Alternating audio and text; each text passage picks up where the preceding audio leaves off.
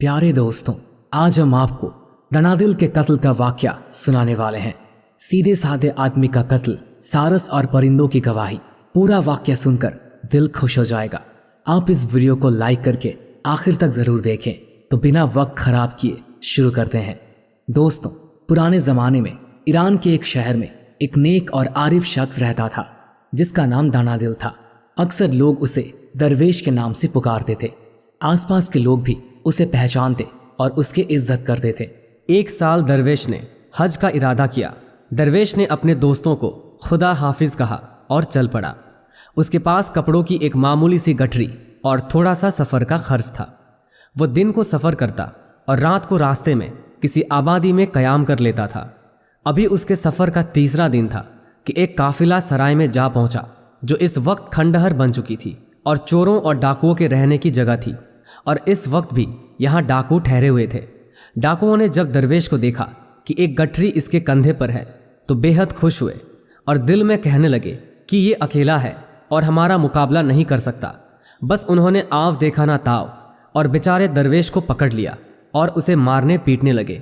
दरवेश ने जब अपने आप को गिरफ्तार देखा तो सबसे पहले अपना असा ज़मीन पर फेंक दिया और कहा, सब्र करो, मैं अकेला हूँ, इसलिए मेरी बात सुन लो, फिर जो चाहो वही कर गुजरना।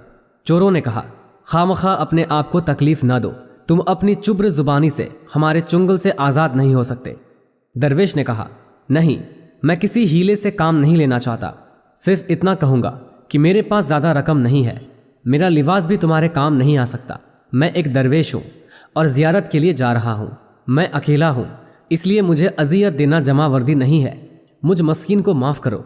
चोरों ने जवाब दिया, ऐ दरवेश, हमने अपना नाम चोर रखा है और हमें किसी शख्स की फिक्र नहीं होती कि वो दौलतमंद है या दरवेश है, बल्कि जिससे और जहाँ से भी हमारे हाथों कुछ आता है छीन लेते हैं और खा जाते हैं।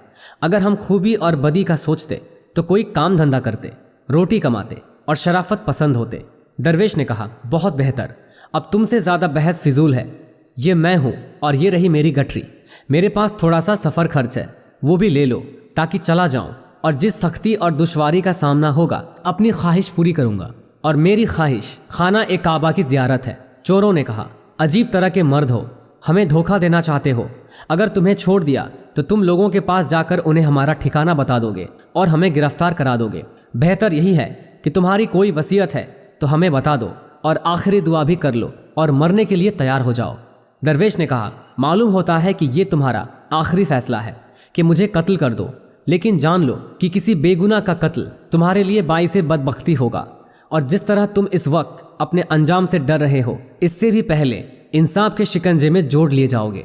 चोर हंसने लगे और कहा, इस लकदक सहराओं में अदालत का पंजा कहाँ है और तुम्हारे कत्ल की कौन गवाही देगा?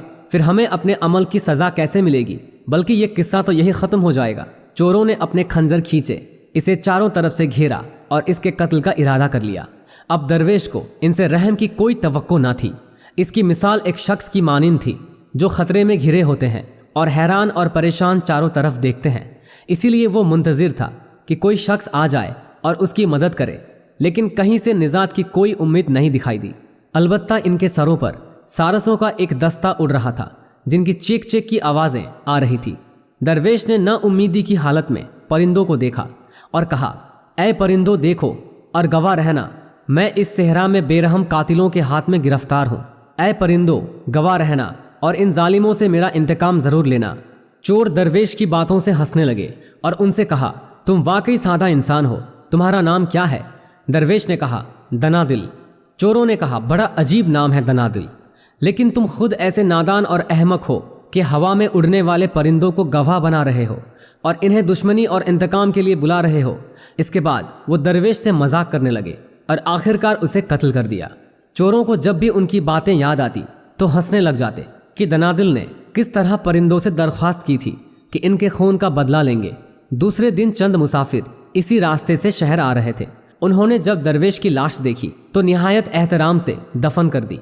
जब इसके कत्ल की खबर शहर में पहुंची तो सब बेहद गमगीन हुए और इसकी बख्शीश की दुआ मांगने लगे, क्योंकि इस दरवेश ने किसी से बुराई नहीं की थी और इसका कोई दुश्मन नहीं था, इसलिए किसी पर शक ना गुजरा कि कातिल कौन है।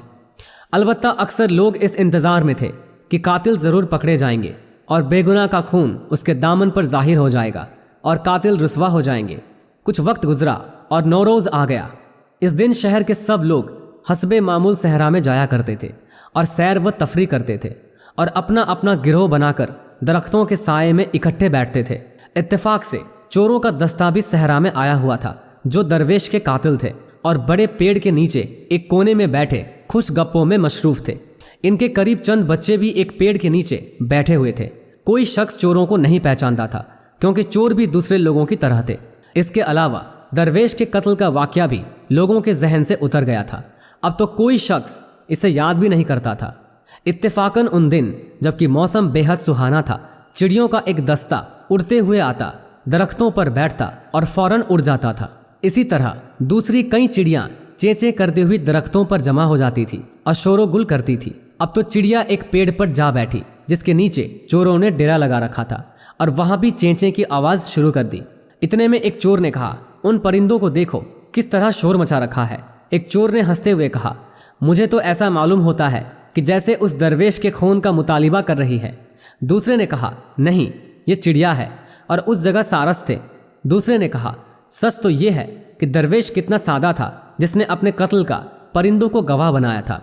चोर इसी तरह बातें कर रहे थे और इर्द गिर्द के लोगों से गाफिल थे, लेकिन उस दौरान दरवेश के पड़ोसियों ने चोरों की बातें सुन ली। इसीलिए एक दूसरे से कहने लगे, एक चीज़ है, ये लोग चिड़ियों को देखकर दरवेश और उसकी मौत के जिक्र में लग गए हैं। लाजिमी तौर पर इस कत्ल के मुतालिक कुछ न कुछ जानते हैं। बहरहाल मालूम होना चाहिए कि दरवेश के कत्ल, इन चिड़ियों और उन लोगों की बातों का एक दूसरे से क्या ताल्लुक है। उन्होंने फौरन इस दिन की ड्यूटी पर मामूर चौकीदारों और सिपाहियों को इत्तला कर दी। इसलिए चोरों का दस्ता गिरफ्तार हो गया और पूछताछ के लिए पाबंद कर लिया गया, क्योंकि हमेशा बुरे लोगों का आपस में इख्तिलाफ हो जाता है। इसलिए उन्होंने कत्ल का इकरार कर लिया और एक दूसरे पर इल्ज़ाम लगाने लगे। आखिरकार और हवा में उड़ने वाले परिंदों ने गवाही देकर अपना काम सर अंजाम दे दिया और चोर अपने अंजाम को पहुंच गए। तो दोस्तों, आज की वीडियो में